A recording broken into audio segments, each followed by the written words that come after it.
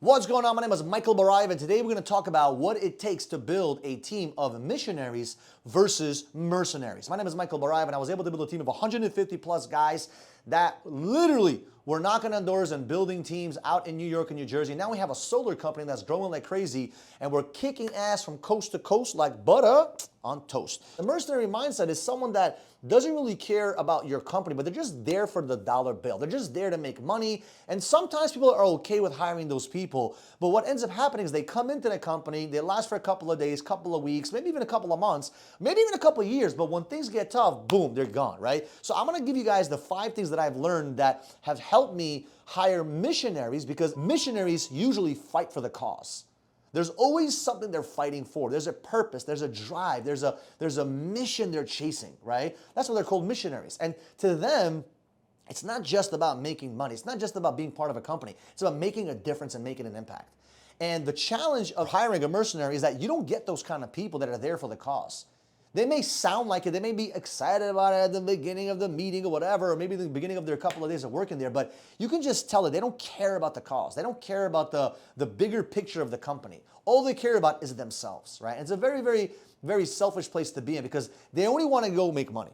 And by the way, there's nothing wrong with that if you're just trying to make some money. But me personally, when I'm building a company, I want to build a team of missionaries, because I want to build something that's going to last when I'm not there. When I'm not there physically, mentally, emotionally, if I'm on vacation, if I'm traveling, if I'm building other locations, like I want a company to grow. Like if you really think about, Andy Frisella, great guy to follow on social media. He has a company called First Form. Now, I just for the first time in many, many years just purchased his products. And my brother was telling me how amazing their customer service is. Like he said, Michael, you gotta call their customer service. You call them, they explain to all the products. They know everything about the product you're buying. They tell you what to buy, what not to buy. Like they're just amazing.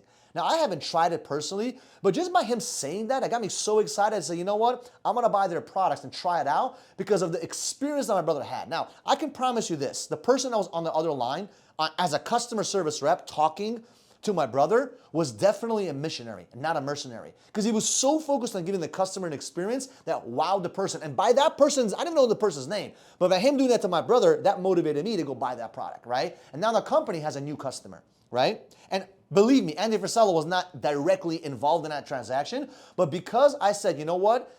They think about my brother like that. I was like, you know what? I'm going to support that kind of business. So it was an amazing thing to kind of relate to the missionary mindset, right? Number 2, when you hire missionaries, they stick around. They're loyal. They don't just jump ship. They don't run away. Mercenaries, when shit gets tough, boom, they're gone. You don't see them again. Because when things get tough and things are challenging, they don't want to be part of that. They want to go to the company that's always growing, and once the company's not growing, they bounce around. We call them prostitutes. We call them bunny rabbits. We call them rabbits, because they're jumping around from company to company because they don't really care about the business. They just care about themselves and filling in their pockets, right? The next thing that I love about missionaries is they actually take care of other people on the team.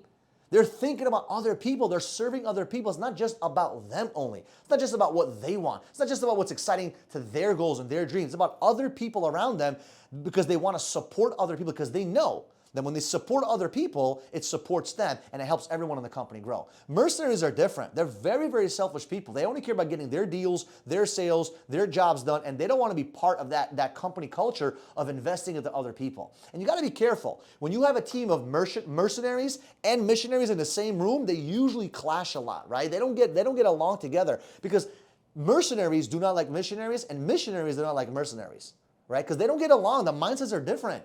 And a lot of times you'll have missionaries complain in your team saying, hey, this guy's a mercenary, I don't care about the team. Why do you let him be here, right? He's making all these deals, but who cares? And you got to be, as a leader, and say, you know what? I don't care about those deals. I don't care about that. I want a team of missionaries and not mercenaries. And you got to get rid of some of those guys. And a lot of times, they're your top guys.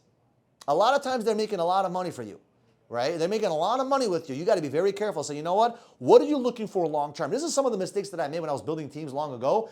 I did not let go of the mercenaries. And those mercenaries ended up ruining the culture in some of my locations, because I did not clean them really early in the process. So be very careful when you're doing that, okay? Next, they care about values. belief systems, not just about money, right? They care about the values. They care about what are the things the company stands for, like loyalty, integrity, right? Transparency, honesty are some of the things that they care about. Could be other things as well. Some of the principles that you believe in as an owner, some of the things that you believe in as a manager, but you got to talk about those things. What are the, commandments you guys have in the company? What are the principles? What are the values? What are the belief systems? Because those are the things that attract missionaries. When you start talking about those important things, mercenaries, they get bored. They don't want to be part of it. They're like, oh, shut up. I just want to make money. And that's perfect. You want to bore them to death so they get so bored they actually quit and disappear out of your company, right? Or out of your team. So be very careful when you're talking to missionaries and mercenaries. When you talk about the cause, the vision, the principles, the values, they get excited. They actually get motivated. They love that stuff. And that's how you know you got the right people on your team.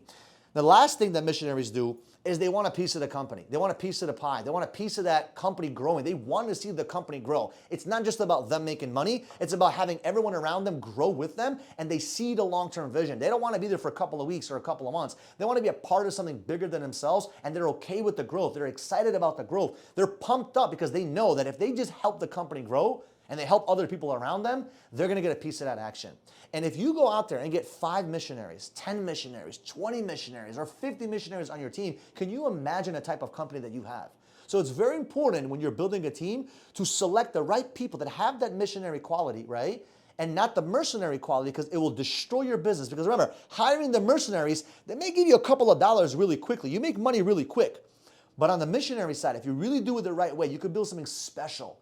Something that lasts for a very long time. Something that can last without your control, without your effort. It just grows bigger and bigger and bigger and bigger. And eventually, you could either sell the company, you could either make profits, whatever it may be that you want to do, but you'll have so much more freedom and so much more purpose-driven, purpose in your heart, because you know you're doing things for the right reasons and your team will back you up. So I appreciate you guys. I love you guys. If you could do me a favor, subscribe to the channel, like this video, share this with a friend. And this means a lot to me because you guys support me a lot, and we're growing in all our other channels. But YouTube right now, we need some support. So I appreciate you guys, and we'll see you guys in the next video.